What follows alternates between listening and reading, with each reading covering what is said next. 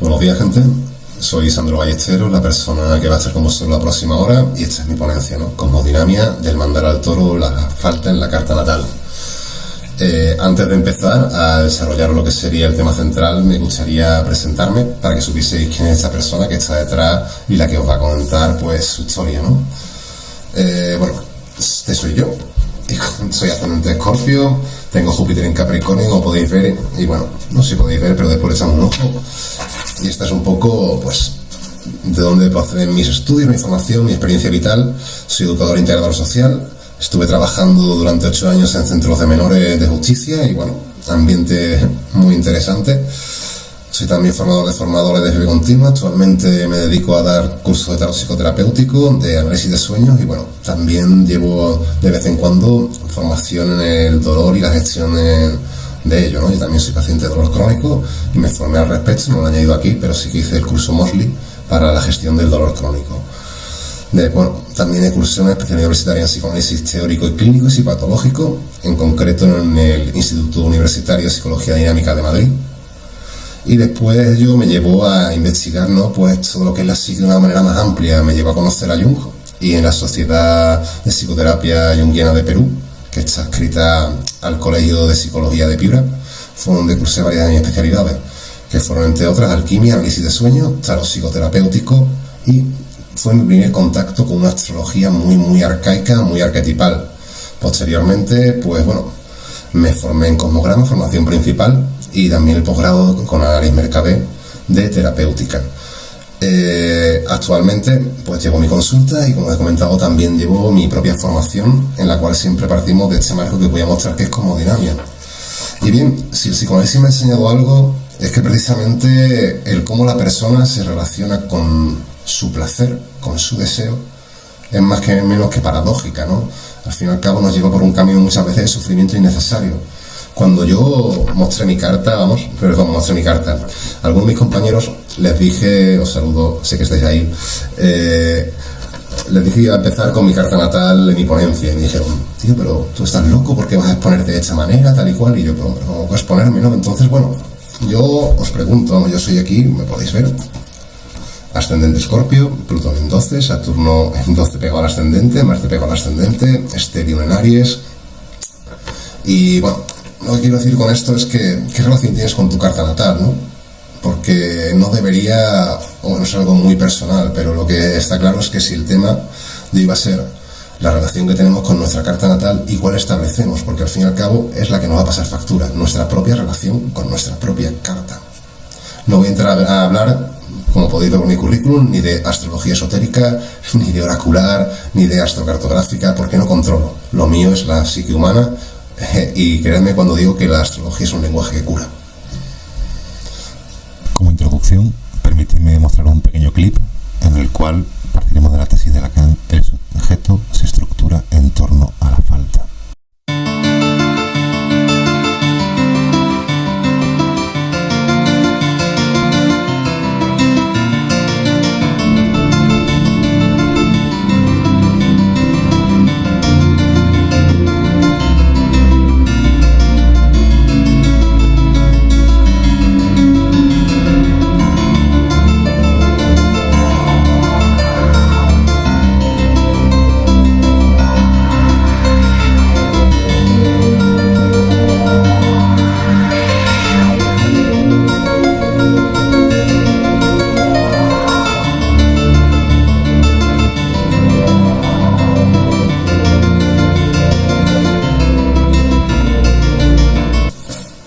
Bien, os comento un poquito de que esto es una carta natal, lo de la derecha, la mía precisamente, y aquí a la izquierda tenemos lo que sería precisamente el mapa en 4 dimensiones, es decir, una carta natal lo que es una representación cartográfica, es decir, en 2 dimensiones, de un espacio en 4 dimensiones, en el momento en el que se toma una foto.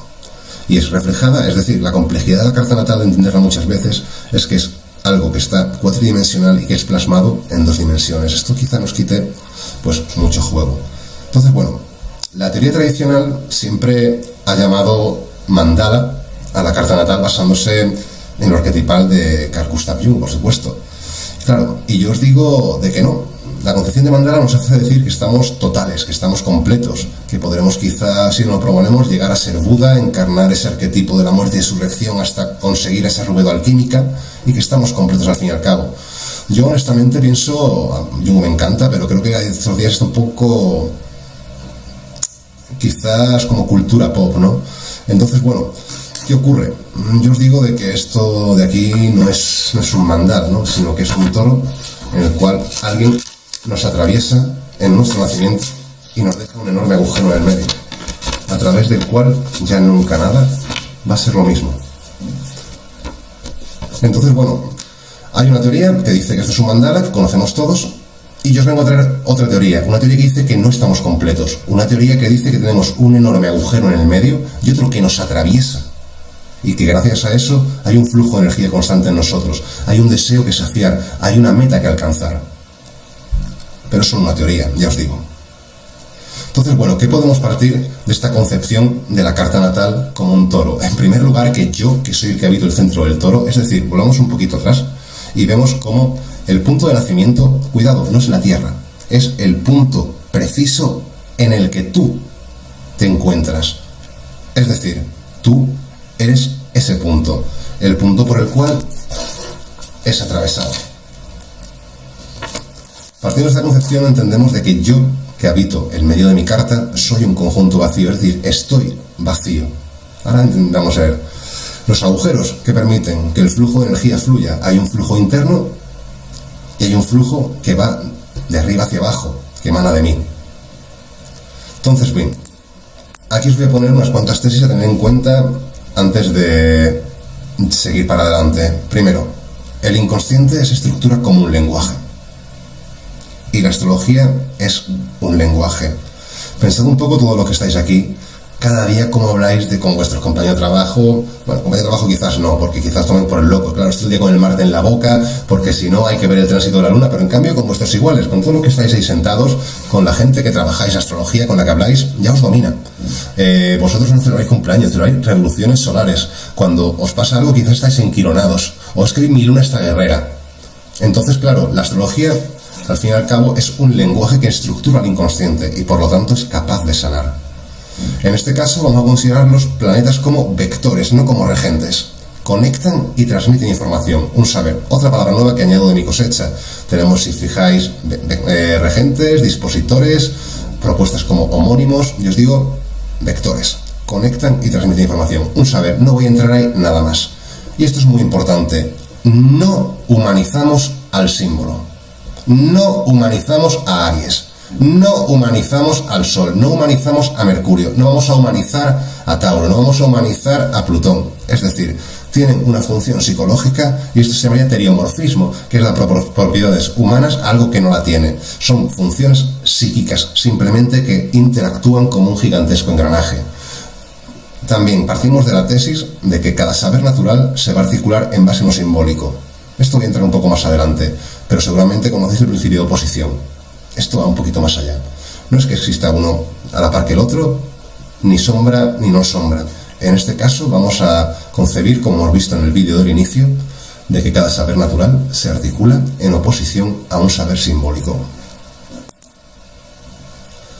Antes comentaba de que el toro permite el flujo a través de sus agujeros. Entonces, claro, aplicar topología permite entender la carta como una estructura covalente, es decir, si modificamos cualquiera una de sus pequeñas piezas, toda la configuración entera va a cambiar. Cada una es dependiente de la otra. No podemos decir, por ejemplo, en este caso, como decía, es que la luna es tu niño interior. No, es que la luna tiene un aspecto de la hostia al sol y tiene una cuadratura a Júpiter. Es que mi niño... No, vamos a entender la carta por un conjunto. Si tú, por ejemplo, modificas cualquier pequeña pieza, probablemente esa luna también, si está disfuncional, vamos a hablarlo así, se relaje.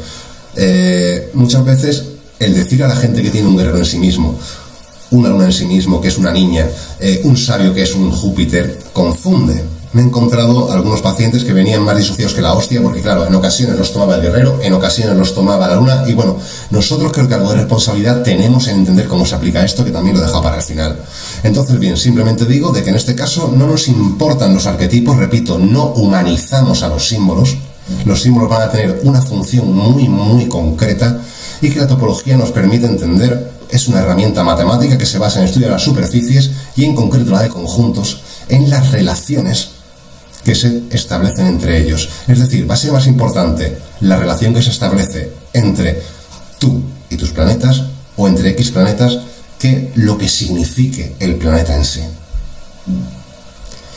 ¿Esto cómo es posible? Pues la verdad que esto es posible gracias al descubrimiento de Andrés Zaragoza, que es la llamada rueda cosmológica. Quiero deciros de que me lo han preguntado varias veces y yo no voy a hacer altavoz de nada de lo que dice Andrés Zaragoza. Tenemos dos teorías bastante distintas, simplemente compartimos la rueda cosmológica y cada uno tenemos nuestra propia interpretación y nuestra propia aplicación. Esta aplicación que os voy a dar es sobre todo clínica, terapéutica y está asociada a un proceso de crecimiento personal de estructura, de estructuración y resignificación. Vais a cansaros de escuchar la palabra estructura. Tengo Saturno en 12 y ascendentes y algo se me da bien es buscar la estructura de las cosas y la incoherencia no me gusta. Y honestamente creo que el sistema astrológico de hoy en día es bastante incoherente, sobre todo el tema arquetipal, porque si vamos a explicar mitológicamente arquetipos, por ejemplo, Júpiter en Sagitario, resulta que después ese mismo Júpiter en Sagitario no podemos utilizarlo para explicar a Júpiter con Neptuno en Piscis, porque el mismo panteón griego, si pescas una historia de al lado en plan cherry picking, se va a contradecir con la siguiente. El panteón griego está muy estructurado, gente. Está perfectamente, todo está cohesionado, las historias concuerdan. ¿Por qué articularlas en la carta natal? No. ¿Por qué no podemos articular al completo el panteón griego? Al completo, sin ningún tipo de fisuras. ¿Por qué no tiene estructura? Porque es simple amplificación arquetipal, que está muy bien. Pero aquí hemos venido a dar estructura. Aquí tenemos, por ejemplo, esta estructura que permite la rueda cosmológica. Y como bien decía, cada saber natural se articula enfrente de uno simbólico. Recordemos el vídeo que tenemos como conjuntos naturales, del conjunto 1 al 5, que sería, pues, desde Aries hasta Leo. Y en oposición, unos saberes o conjuntos simbólicos que irían desde casa 7 hasta casa 11.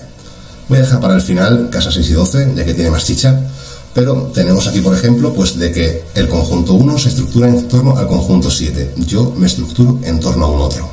Y se va a repetir una por una toda esta oposición, con lo cual esta carta, esta rueda es perfecta, porque nos ofrece oposiciones binarias únicas, que no se repiten y que dan singularidad a cada conjunto. Es decir, cada conjunto formado por planeta, signo, casa es totalmente único y cumple una función muy específica que va a depender de su relación con el otro. El Sol es en Sol porque en oposición tiene a Júpiter. Mercurio en Tauro en 2 es Mercurio en Tauro en 2 porque enfrente tiene a Saturno en Escorpio en 8 y así sucesivamente. Vamos ahora, pues conclusión. Es más importante la relación de la persona con su carta que la carta en sí misma. Todo este enfoque, os digo, está orientado hacia clínica terapéutica, aparte de la astrología psicológica. Y partimos, por supuesto, esta es otra teoría que yo tengo. Hay una teoría que dice que la luna rige de los 0 a los 7 años. Yo os digo que esa persona o no ha tenido niños o no ha querido tenerlos. Se accede a los saberes de la carta en base a la fase del desarrollo humano. Observar a los niños. ¿De verdad creéis que un niño en serio está de los 0 a los 7 años con la luna? Ahora vamos a entrar en eso, pero a lo mejor para los padres sí. Bueno, de hecho, para mi padre yo creo que todavía soy ese niño pequeño de su luna, pero eso son cosas de los padres, adultocentrismo lo llaman. Y bueno, pues incito también, por favor, a aplicar la astrología psicológica de una praxis ética. Ya os digo que la astrología es un lenguaje que sana, que cura. Bueno, recordemos un poco en el reel. Tenemos aquí el hemisferio simbólico cultural y el hemisferio imaginario o natural. Recordemos de que esto es posible gracias a que establecemos la topología de conjuntos y también en base a algo que, como bien he dicho, vamos a ver ahora que serían las fases del desarrollo humano. Quiero comenzar con una cita de este señor, René Spitz, que nos dice: sin relación, la cría de humano se pierde para siempre en el agujero ciego. Bueno, René Spitz fue un médico psicoanalista, un pediatra que estuvo trabajando con los huérfanos de la posguerra y tuvo, pues, por desgracia, la oportunidad y por fortuna también de tener, pues, de primera mano un material con el que observar las fases del desarrollo y, bueno, muchos niños, pues, que no superaron aquellas vivencias. Entonces, bueno, ¿qué quiere decirnos con esto? Realmente vamos a pararnos a pensarlo un poquito, ¿no? Cuando un niño nace, está totalmente desprotegido. De hecho, somos el mamífero más inútil que existe. No, en serio, una cría de chimpancé al lado de una cría de humano es un boina verde con el machete en la boca. Es que es capaz de desenvolverse increíble. Las serpientes abandonan a sus crías y se van por ahí ellas solas. En cambio, el humano, ¿qué herencia tiene? Tiene una herencia simbólica, una herencia cultural. Bien, vamos a analizar esto un poco. ¿Conocéis? Esto es el glifo del sol. Y a la derecha vemos que es muy similar a lo que sería una carta sin casas. Veréis, los puntos en topología solo sirven para designar sitios en los que va a haber una interacción, de cualquier tipo, pero son para designar lugares, no tienen ningún tipo de dimensión.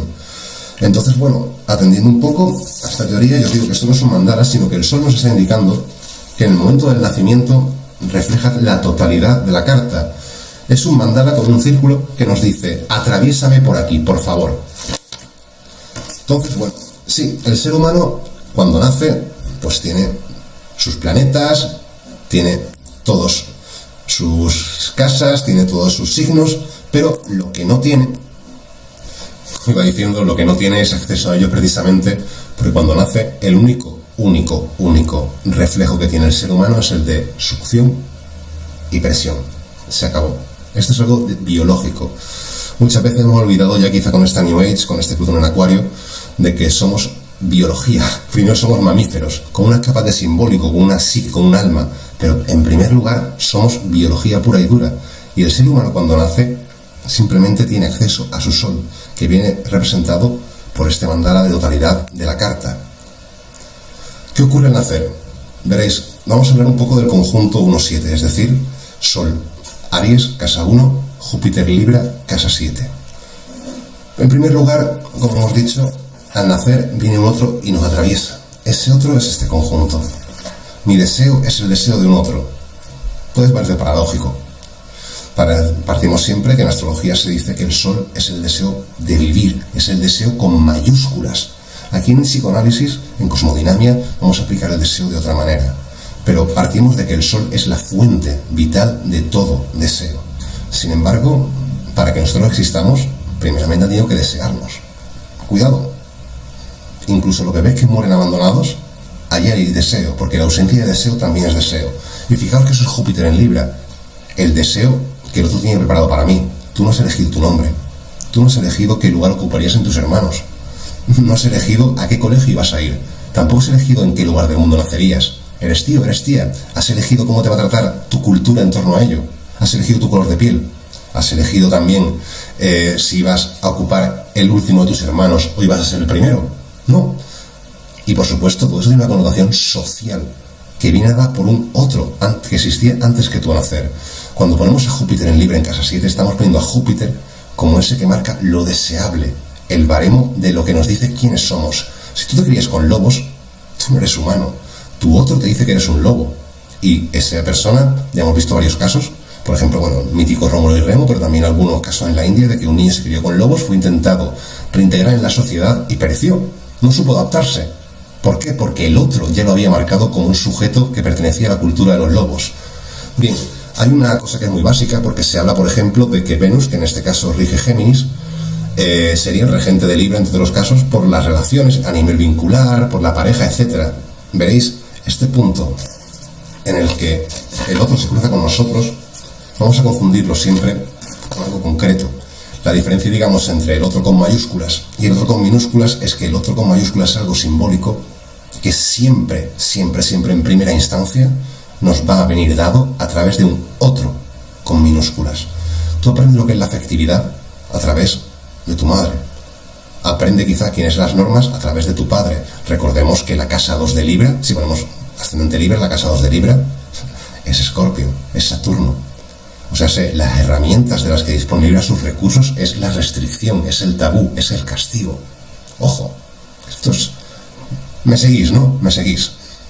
Bien, entonces claro, si hubiésemos nacido en Esparta, ese otro quizás te coge del pie en un abismo, te mira y si no vales para nada te tira. Entonces, bueno, primero Júpiter, ya vendrá la teta después. pero la primera cosa que sentimos al nacer no es la teta de mamá, no es la luna. Es el abrazo o el desprecio de nuestra cultura. Las ganas que tenían nuestros padres de tenernos o las pocas ganas. Porque, aceptémoslo, en primer lugar solo somos extensión del deseo de nuestros padres. Y los padres no crían hijos, crían ciudadanos, con unos valores para servir en sociedad.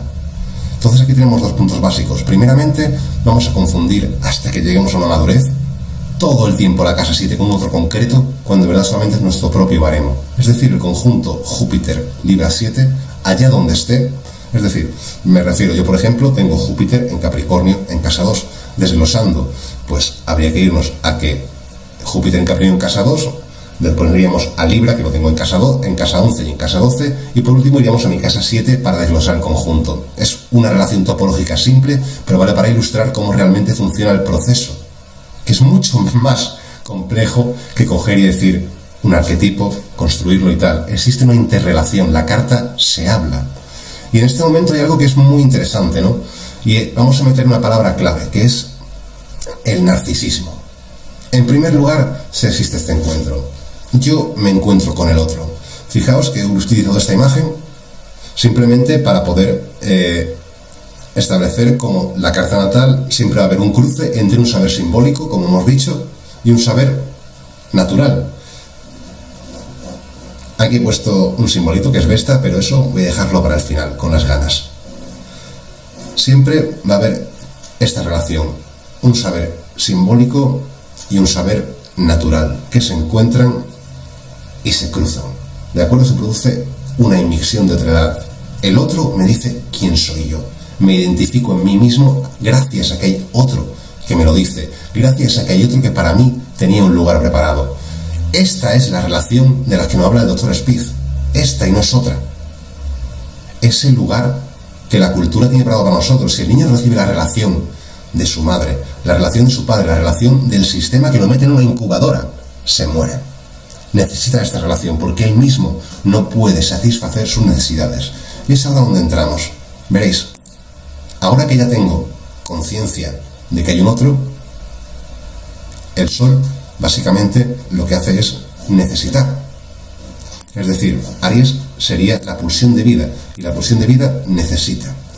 Entonces, bueno, aquí se produce ya la primera noción, la cuadratura. Ingresamos al lenguaje, es decir, el otro nos atraviesa, lo concebimos. Fijaos, ahora sí, siempre me pregunté, ¿por qué primero va casa 1, que es cardinal fuego fijo, y de repente, cardinal fuego, el Sol, no, pasamos a Tauro, que es Mercurio, tierra y fija, no tiene sentido. ¿Por qué no va primero todo lo cardinal y después va todo lo fijo y después todo va todo mutable? Y esta es la función. Primeramente, no tengo absolutamente más acceso que a mi Sol. A través de un otro sé que hay Libra. ¿Y qué ocurre? Que ahora que tengo noción de que existe alguien, lloro. Y de repente yo lloro y por arte de magia me dan teta. Satisfacen mi demanda. Fijaos este movimiento. La cuadratura es necesaria, es un aspecto tenso, porque si no nos moriríamos.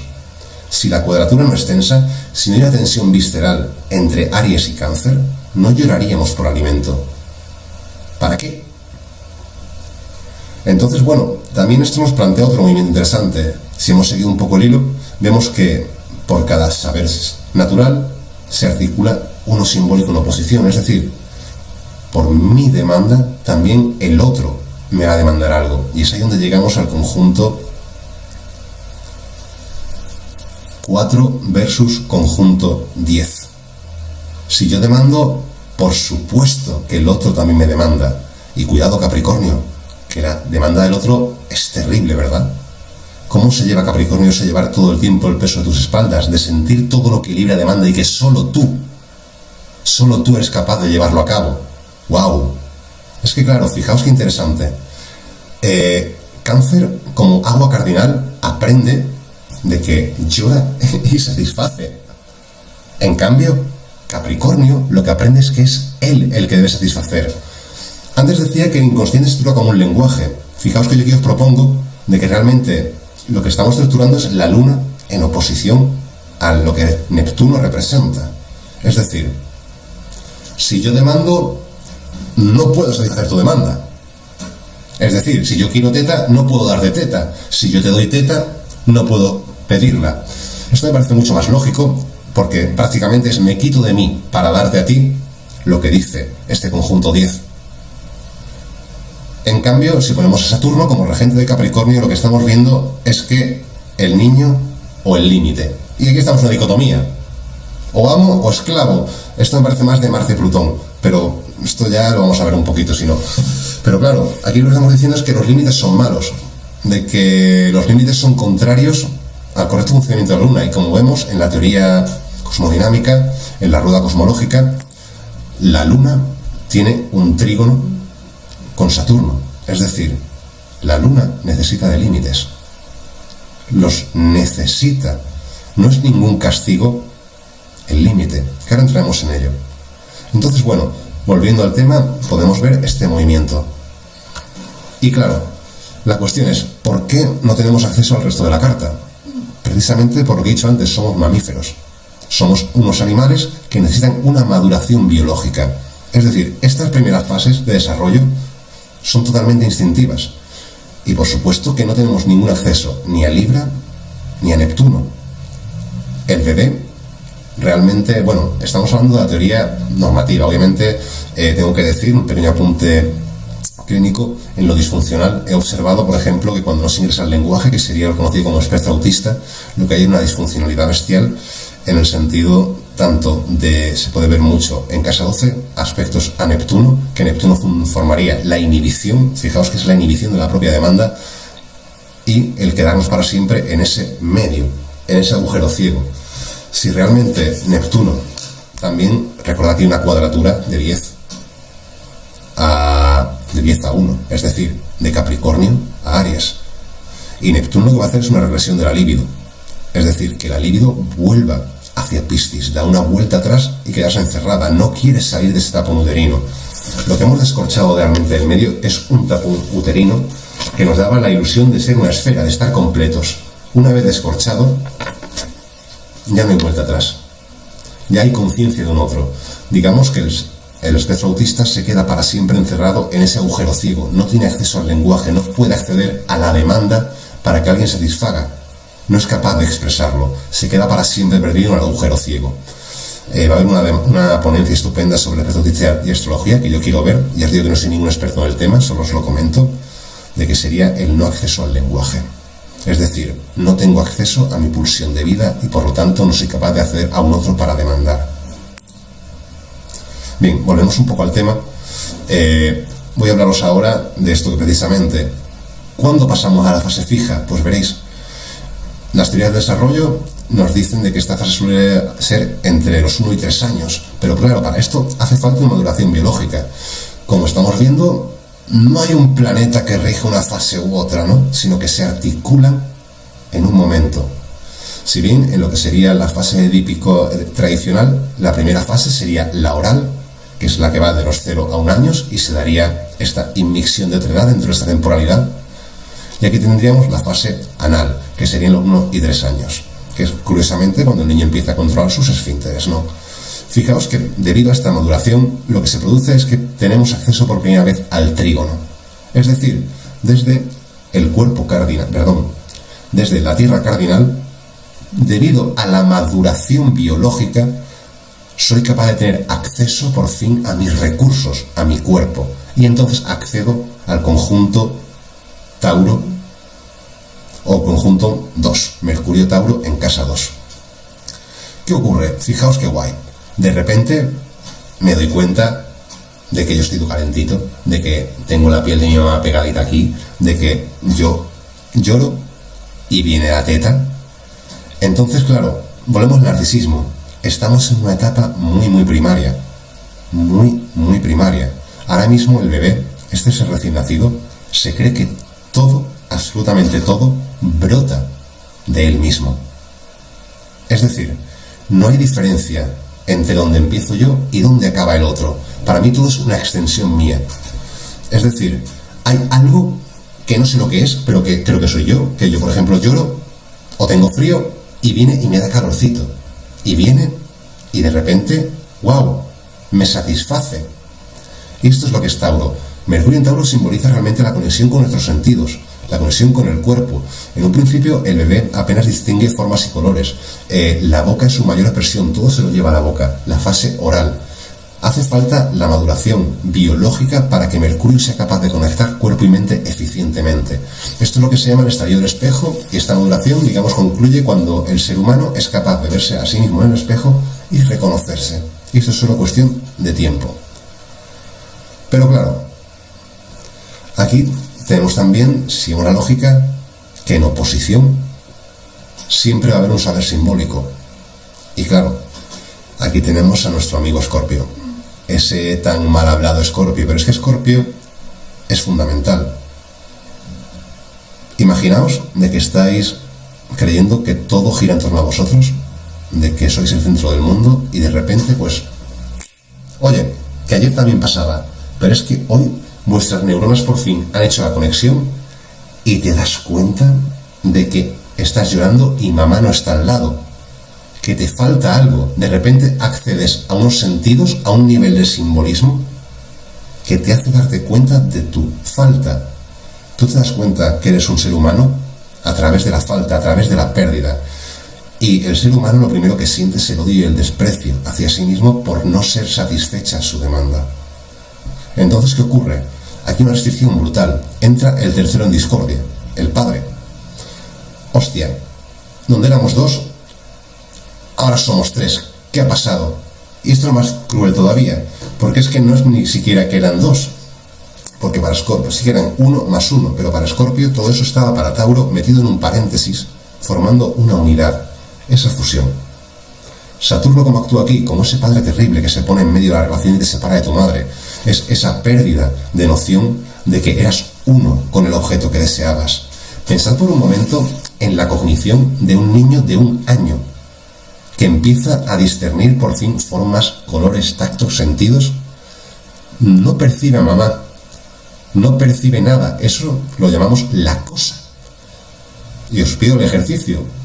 ¿Qué puedes sentir cuando todo es saciado, cuando no hay formas, no tiene nada límites, todo es un continuo? La cosa. Y entonces realmente muchas veces lo que se ansía es volver a esa cosa. Una regresión simbólica muchas veces en nuestra vida es volver a ese útero, volver a ser uno con esa gran madre. Aquí muchas veces Escorpio no solo va a ser este padre terrible, va a ser también el medido como el simple castigo. Hay algo que el niño no va a entender. El niño está así. Ay, mira qué gracioso el niño, cómo se toca la carita, qué gracioso. Y de repente el niño se mete el dedo en la nariz y se lo mete en el culo y llega la madre. Acabamos de relacionar el culo con un cachete y con carga emocional. De puta madre, Libra. De puta madre. Este es el método educacional que tenemos. Saturno también puede ser dar una alternativa. No tiene por qué ser el cachete. La cuestión es que ocurre que estamos totalmente acostumbrados a que Saturno sea impuesto a través de Plutón o a través de Marte, la cuadratura natural. Y claro, en esta fase, el estadio del espejo, cuando el padre terrible entra, ese padre que se pone entre mamá y yo, ese momento en el que estoy solo, que me doy cuenta de la falta, de que mamá la he perdido y ya nada va a ser igual, es cuando tomamos primer contacto, que suelen ser los 2 años, con nuestro Marte. No tenemos acceso a Plutón, todavía no, ya lo tendremos, pero no tenemos.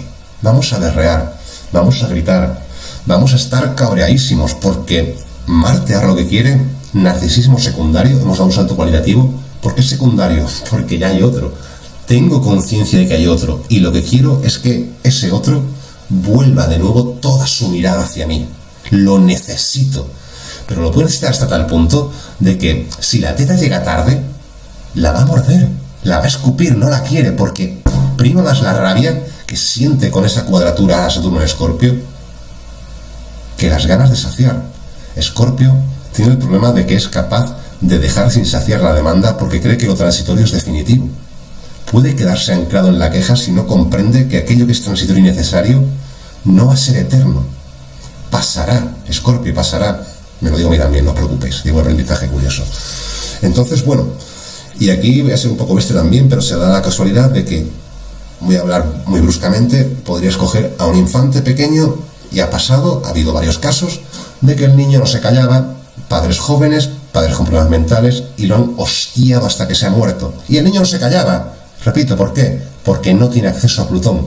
Plutón es un saber simbólico que nos enseña la angustia y la indefensión aprendida, el miedo, el cállate. Un niño de esa edad no tiene acceso a este saber simbólico. Es imposible. Va a seguir gritando, va a seguir porque su demanda quiere saciarla y no puede. Estamos hablando de fases muy tempranas, repito. Pero claro, podríamos quedarnos aquí y decir, joder, todo es terrible. No. Saturno, Escorpio es su función. ¿De verdad queréis seguir como el niño de Juego de Tronos toda la vida mamando de una señora con 14 años? No, ¿verdad? Y ahora viene la magia. El mundo, en la fase fálica, de los 3 a los 6 años, accede al mundo más allá de mamá. Es decir, no tenemos acceso, de nuevo, repito, a Plutón en Acuario. Por maduración biológica, de nuevo, 3 a los 6 años, accedemos ahora sí a la cruz mutable, a Géminis, al deseo. Venus actuaría como aquello que mueve mi propio deseo. Fijaos que es tan mutable de que un día puede ser una cosa, otro día puede ser otra, otro día tal, y continúa la cadena. ¿Qué ocurre con esto? Muchas veces hablamos de que Géminis es traicionero, es mentiroso. No, Géminis es mutable, es liviano. De repente se habrá acabado de dar cuenta que las faldas de mamá no son un único mundo, que está el primo, que está el hermano, que está el coche, que está el juguete, y ahora quiero esto, y ahora quiero lo otro, y ahora voy a explorar. Estoy explorando, descubriendo el mundo, porque por fin he salido de las faldas de mamá. En este momento, pues vemos aquí de que se va a estructurar tanto tanto Venus en Géminis en casa 3 en oposición a Urano en Sagitario en casa 9. Urano en Sagitario en casa 9 cumple una función bestial. Ya estamos en el territorio de lo transpersonal. Recordad que Saturno lo que hace como regente de Escorpio es fijar, es una membrana que ancla lo traumático, pero ¿para qué tenernos ancla? Para que lo transpersonal no pueda emerger. Saturno da estructura, es decir, el hecho de que te separen de tu madre para que no seas como ese niño de Juego de Tronos, o para que no acabes fornicándotela como harían los animales, te introduce en la cultura humana, te permite acceder al deseo. Y la labor de Urano es precisamente ser capaz de sortear esa restricción.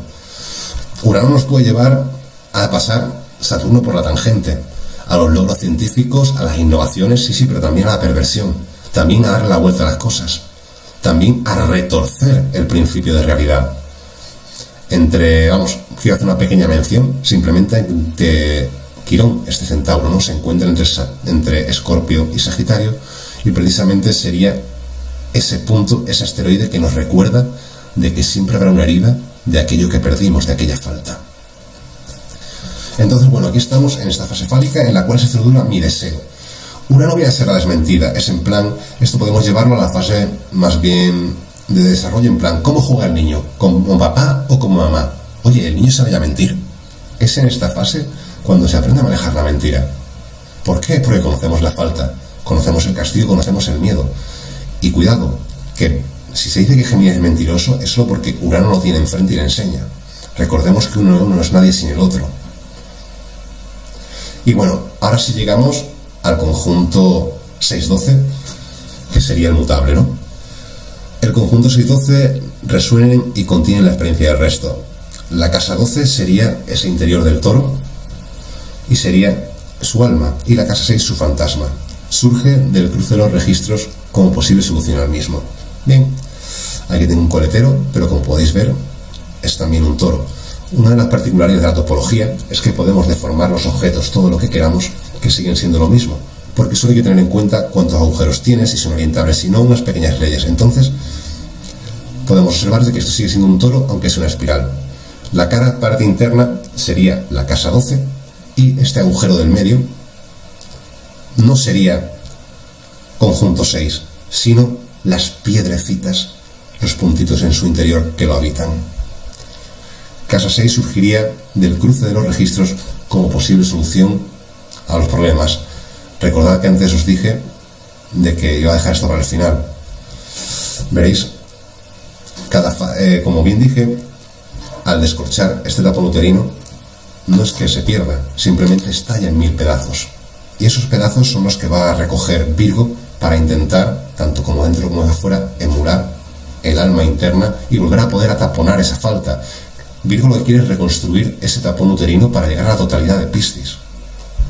Entonces, del cruce del conjunto 1 con el conjunto 7 surgiría Vesta. Del cruce entre el conjunto 4 y el conjunto 10 surgiría Higía. Del cruce entre el conjunto 2 y el conjunto 8 surgiría Ceres, que sería el vector principal del conjunto 6 Virgo. Del cruce del conjunto 11 y del conjunto 5 surgiría Palas. Así pues, podemos concluir de que realmente el conjunto 6 lo que actúa es como síntoma que intenta coser, reconciliar cada uno de los problemas humanos, el de la otredad, el de la intrusión de un tercero en la relación con mi madre, el de mi propio deseo, el de mi demanda o la del otro. Y esta es la función que tendría este conjunto, ¿no? Que es el síntoma. El síntoma aparece realmente de manera lingüística, se expresa también de forma conductual, es decir, muchas veces se dice ese cliché de Virgo toc, Virgo el repetitivo, pero claro, analizando un poco de que Virgo tiene por un lado un sextil con Saturno, Escorpio, y otro sextil con la Luna, fijaos que podemos tener esa restricción de la que goza el Virgo neurótico, pero siempre al servicio, siempre esa maternal, en oposición cruzada a Piscis, intentando juntar todo aquello. Entonces, fijaos de que Ceres realmente lo que hace, por ejemplo, es intentar reconciliar la falta, dirigiendo a todos los asteroides. Es el más importante, a mi juicio, esto ya podéis debatirlo, y por eso considero que es su vector principal o regente, debido a que surge en el pleno momento en el que cogemos conciencia de nuestra subjetividad, en el que somos conscientes de que hay otros aparte de nosotros y aparte de mamá, en que ingresamos a la falta, en el que somos conscientes de la pérdida. Entonces Virgo, su función no es el de tratar de tapar la falta, es creer que puede conseguirlo con un pobre puñado de piedras. Me recuerda mucho pues este juguete que todos hemos tenido pequeños, que es un puzzle que siempre va a tener un agujerito. Y Virgo, puedes hacer todas las combinaciones que quieras, pero te prometo que jamás vas a poder taparlo, por más que te empeñes. Muchas veces Virgo hace por hacer, y eso es lo peor que le puede pasar, porque realmente está dándose cuenta que está moviendo piedrecitas intentando tapar un agujero que es imposible. Y bueno, ya os digo que estos resquicios, estos asteroides serían el resquicio de ese tapón uterino que se descorcha en el nacimiento.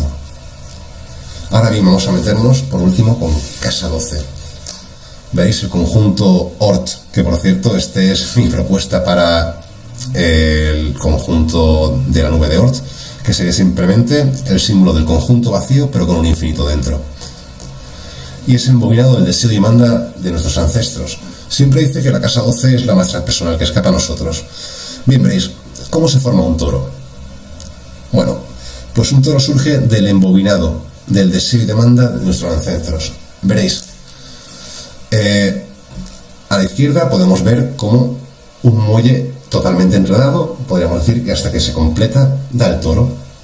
Bien, digamos que las vueltas que dan alrededor son la demanda, y por cada 3 vueltas de demanda se produce un avance del deseo. ¿Pero de quién? De nuestros padres. Fijaos pues que es el mismo movimiento que sigue el sistema solar y los planetas alrededor de la Vía Láctea. Es decir, mientras va avanzando todos los planetas, el Sol también avanza, pero más lentamente. ¿Qué ocurre? Pues que nuestro nacimiento realmente es solo un tránsito puntual de la carta en reposo del universo. Es el punto en el que el embobinado se cierra sobre sí mismo. Y me trae esta cita de la Biblia, ¿no? Que es: y la palabra se hizo carne y habitó entre nosotros. Juan 1:14. Bueno, y nació lleno de gracia y de espíritu, pero eso lo dejamos. Como podéis ver, mi carta no nací ni lleno de gracia ni espíritu, nací con el cordón umbilical en el cuello, 7 meses y con los pies por delante, un poema, pero seré mi ascendente. Y claro, es el punto precisamente en el que el universo es atravesado. ¿Por qué? Por nosotros. Y se forma un nuevo toro, a la espera de que otro nos diga qué lugar ocuparemos en el mundo. Pero claro, este embobinado, fijaos, son nuestros padres. Cuando dicen, ay, vamos a poner la habitación de esta manera, pues esto va a ir aquí, pues va a ir a tal colegio, ya están ahí tejiendo ese embobinado. Pero, ¿y ellos? Pues no sé, se me cae la pregunta de, ¿y si cuando tu madre le preguntó a tu abuela, oye, ahora que estás con una muñequita, ¿así tendrías una niña? Dice tu madre, ¿cómo sería tener una niña? Y de repente tu abuela, cuando su bisabuela le dijo, así nunca serás madre, y dijo mi abuela, uy, ¿y qué es ser madre? Y tenía 4 años. Y entonces nada, mi bisabuela, pues resulta que con 20, y oye, es que creo que podemos seguir así hasta que el mono bajó del árbol. Me refiero, Casa 12 es un mundo, pero aquí estamos nosotros, ¿no? Para poder intentar poner palabras a todo esto que no puede ser pronunciado, que ha caído de generación en generación, pasando de un significante a otro, palabra tras palabra, hecho tras hecho y energía tras energía, manifestándose pues en este tránsito puntual. Aquí, por ejemplo, entonces, bueno, pues una de las posibilidades que nos ofrece la cosmodinamia es precisamente el elaborar circuitos. Por ejemplo, este sería la metáfora madre, Mercurio, nutrir. Hace falta nutrir, contacto, piel, demandar. Fijaos. Metáfora padre, el padre terrible, el padre bondadoso. Por ejemplo, aquí tendríamos el circuito del deseo. La quel o fuente, el drang o empuje, el objeto y después la forma de superar el principio de realidad para poder sortearla y de nuevo saciarlo una y otra vez. Este sería el circuito del deseo. Más cuestiones. La topología permite entenderlo como un fractal. Es decir, por ejemplo, ¿cuál es la casa 8 de la casa 8? O mejor dicho, ¿cuál es el conjunto 8 del conjunto 8? Pues simplemente nos vamos a Escorpio, lo ampliamos, lo ponemos aquí y nos damos cuenta de que, por ejemplo, el conjunto 8 del conjunto 8 siempre va a ser Géminis, repitiendo esta lógica fractal. ¿Esto qué nos quiere decir? Pues, por ejemplo, de que Escorpio lo que tiene aniquilado, lo que tiene ahí encerrado en casa 8, lo que tiene que ser reprimido es su propio deseo. El deseo de desear, el abrirse a algo. Sí, me cuesta soltar las cositas, pero claro, porque Géminis lo tengo vedado. Más de ejercicios, por ejemplo, ¿cuál es la casa 5 de casa 4? Es decir, ¿cuál es la casa 5 de Cáncer? Escorpio. Nos da la impresión de que las madres muchas veces es como en plan, niño, ponte la Rebequita, o si no verá. O, eso que tiene ahí te lo voy a mirar yo, a ver si me da cuenta. Uy, muy escorpiana la madre. No es escorpiana, es que la forma de hacer de Cáncer es Escorpio. ¿No os dais cuenta que quizás Piscis siempre se dice, oh, qué maternal, qué bonito? Piscis es un poco psicópata, recordad que se mueve en el vacío y que para él todo y nada es lo mismo. Lo que pasa es que su forma de expresarse, su casa 5, estamos viendo su forma de revolverse ante la castración, de hacerse valer, de hacerse notar, es Cáncer. Y hemos visto que Cáncer es esa sensación que tenemos de que cuando por primera vez venimos al mundo todo es caos y nuestra demanda es saciada. Pero claro, saciada ¿por qué? Porque hay otro que la sacia. Entonces, bueno, todo esto nos puede dar un juego increíble a la hora de analizar cartas, ¿no? Entonces, ¿qué ocurre con todo esto? Que una vez si conocemos los sistemas, una vez que entendemos un poco que un niño hasta los 7 años no es solo la luna, que no solo esa luna es una estructura infantil, sino que en base a todos estos traumas que arrastramos desde que somos pequeñitos, es todas estas historias, puede ser que Urano esté anclado a los 3 años, puede ser que tu Saturno esté a los 20, puede ser que tu Mercurio esté anclado a los 5, y que tu luna esté en los 50, tío. ¿Quién sabe? No solo la luna puede ser un aspecto anclado de la infancia. ¿Y esto cómo se sabe? Hablando, preguntando, interesándote, escuchando a la persona que tienes delante que viene con un problema. El astrólogo no sabe nada. Es que quien sabe es el consultante. Nosotros los astrólogos solo debemos saber poner en marcha el saber inconsciente de la persona que tenemos delante. Este proceso personal de cosmodinamia se centra en resignificar, no en reconstruir. No tienes que tirar absolutamente nada de lo que tienes. No tienes que encarnar ningún tipo de arquetipo y desechar todo el resto. No tienes que luchar por ser algo. Simplemente es comprenderte a ti mismo, es estructurar la carta y tus planetas como un todo. No encarnarlos como arquetipos independientes. Entender que cada punto de tu carta tiene su significado. Todos ellos tienen validez y todos te sirven. Buscamos entender tu singularidad, cómo interactúas con cada una de esas piedecitas y, por supuesto, con el mundo exterior, con ese gran tránsito que nos atraviesa constantemente. Entonces, bueno, ahora sí que os vuelvo a preguntar qué relación tienes con tu carta. Muchas gracias y bueno, espero que os haya gustado. Bueno, Bueno, soy consciente de la cantidad de información que os he vertido durante los últimos 50 minutos y quería concluir con los 5 que me quedan ya escasos para unas notas finales aclaratorias para poder hilar pues todo el discurso que he ido virtiendo, ¿no? La explicación de por qué la oposición es inalcanzable de una forma directa podemos entenderlo muy bien con el toro, ya que cada dos puntos que estén separados por 180 grados van a pasar siempre obligatoriamente por el centro, tocando ese agujero, vertiéndose en mitad, nunca siendo posible llegar al destino. Tenemos que buscar otros medios, otros circuitos, que es lo que permite esta carta, este tipo de visión, este enfoque, buscar circuitos que conecten y así evitar la oposición. Hay que entender también, bueno, porque estos aspectos hay muchos tipos, ¿no? Como la cuadratura que al final bloquea, por ejemplo, en un principio, y entonces podríamos buscar otras vías, como serían, pues, los triángulos de talento o las cometas. Estamos vacíos y solo nos completa el otro. Y la astrología es un lenguaje capaz de estructurar inconsciente. Por esto hablo de ética, porque ¿quién te dice quién eres tú? El otro. ¿Qué otro? El astrólogo. Y la ética es algo muy personal. Jung nos decía de que tenemos que tener cuidado porque estamos tocando almas humanas. Entonces yo creo que la ética aplicable a uso personal, y todos los compañeros que me estéis escuchando sabéis perfectamente si lo que ponéis en delante es un ego que dice tú, como tienes Saturno en el descendente, jamás vas a ser feliz en pareja, o oye, ¿te has dado cuenta de que quizás en esta posición accedes a tu autoridad a través del otro o te dejas llevar más por esto y la proyectas a través de la persona? Somos enfoques muy distintos. Y esto obedece, ya os digo, a un trabajo personal de cada profesional. Los planetas se poseen al nacer, pero su saber se adquiere en base a ese desarrollo. Es decir, la Luna no va a regir de los 0 a 7 años, ni muchísimo menos. Veremos ahora la continuación de diapositiva en la que habla de la fase del desarrollo. Y claro, ¿qué ocurre? Que si hacemos caso a esta teoría de la psicodinamia, todo aquello que no se ha resuelto en esa fase se va a arrastrar a la anterior y día tras día lo vamos a repetir una y otra vez hasta que emerja de forma terrible.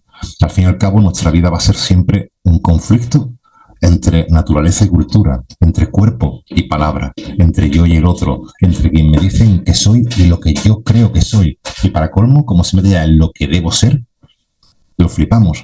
Y esto todo viene marcado por la relación que tenemos en nuestra carta impresa en nuestra carne en esta fase del desarrollo. La cuestión de los asteroides, sé que es algo muy personal mío, ¿no? El por qué aplico cada asteroide a cada fase, pero hay que tener en cuenta simplemente de que nace del cruce de registros entre, por ejemplo, pues cada conjunto, ¿no? Pues simplemente el planeta, pero realmente sea conjunto 1, conjunto 7, conjunto 2, conjunto 8, etcétera. Y vienen marcadas tal cual por este tipo de fases. Son edades aproximadas y, bueno, no da ponencia, tiene el tiempo que tiene, no da tiempo para más, pero al final de ello voy a dejar mi correo, mi contacto, por si queréis hacerme cualquier tipo de preguntas sobre asteroides, sobre, vamos, cualquier cosa que os llame la atención, que os digo, estaré encantado de responderosla. Entonces, bueno, los vectores, recordemos, planetas en casa 12 quedan confinados en el interior del toro. ¿Esto quiere decir? De que debido a la naturaleza toroidal de nuestra propia estructura, esos planetas lo único que van a hacer dentro de nosotros es vibrar, y por eso nos vamos a encontrar por lo que llamamos destino, porque no nos pertenecen, son para hacerlo compaginar con el otro, ese agujero central en el que nos penetrarían. Y bueno, en resumen, esto es solamente una pequeña parte de lo que la Dura en Reposo, propuesta por el astrólogo Andrés Zaragoza, permite estructurar. Es una genialidad que la verdad creo que no tiene ningún tipo de límites a la hora de poder implantar e implementar recursos. También quiero decir que ni la topología ni un marco teórico estructuralista son aplicables a la astrología tradicional tal y como la concebimos. Solamente es aplicable a este tipo de ruedas debido a la particularidad de que cada conjunto es único y no repite ni planeta ni saber.